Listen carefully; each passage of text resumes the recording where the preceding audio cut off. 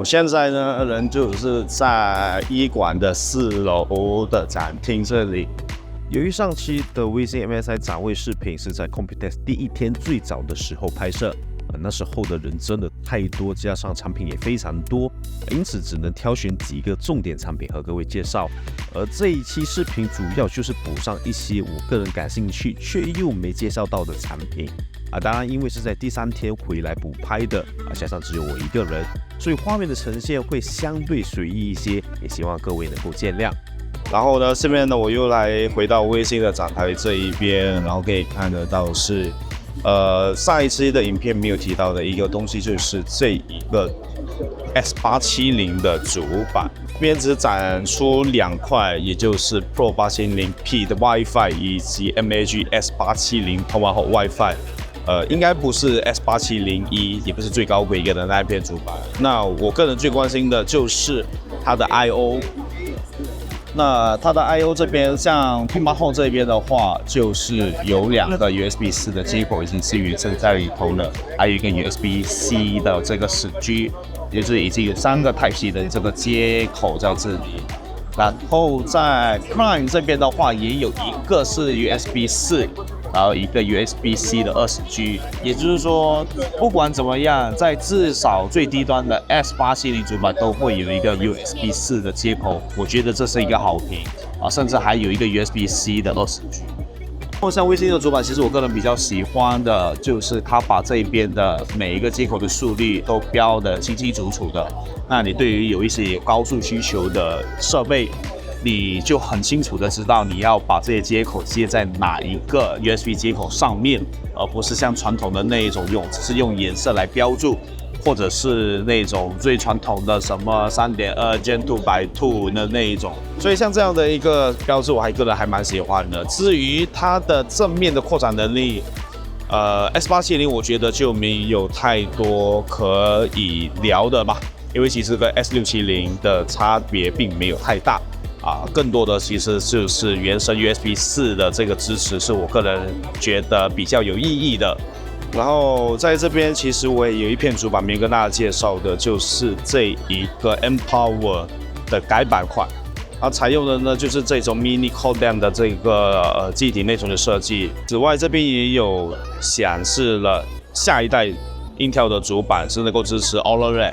的这块主板，这边是没有说到它的接口的数量但是据我们所知，应该并不是 LGA 1700了但什么样的接口多少帧，暂时还是不知道的。然后就是这一个显卡，很有意思的一张显卡，就是它是能够支持 M.2 的硬盘在里头的。具体的情况就是你这边拆开来过后，把这一边的这个 M.2 的这个槽位给拉出来，然后再把 M.2 的 SSD 给装进去，再装回去，这样子形成一个比较独特的一个设计吧。当然，微星并不是第一家推出这样设计的一个显卡。怎么说呢？其实我很好奇，这样的显卡针对的族群到底是哪一些族群呢？这边可以看得到用的这片主板就是之前跟大家展露出来的那一个支持 CAM2 记忆体内存的那个 Project Zero 的主板其余的供电的接口呢，全部都当然是被插的啦。背后的部分我们可以看一下，就是其实还有一件奇当然这是因为它是采用一个双仓的设计所以很整齐也很正常。而这款机箱呢，也是微星自己推出的这个3面玻璃，算是3面玻璃吗？1面、2面、3面，算3面玻璃的这个海景房机箱，也就是所谓的这一个 Panel 100L PZ。多少钱我并不是很清楚，但现在的海景房机箱确实是有点泛滥了，所以感觉真的是有点审美疲劳。但是不得不说，背插主板还是得搭配海景房机箱，至少现阶段来说，才是能够达到更好看的这个效果。然后呢，另外一个我感兴趣的呢，就是这一个另外一个海景房的机箱有别于刚才看到的那一个 Panel 100L这一个呢是 Maestro 700 LPG， 是一个带曲面玻璃一体化曲面玻璃的这一个海景房。好看是好看，但真的同质化有点太严重了，市面上太多海景房，太多曲面玻璃的海景房什么之类的所以真的是有一点点审美疲劳。它外壳采用的是铝合金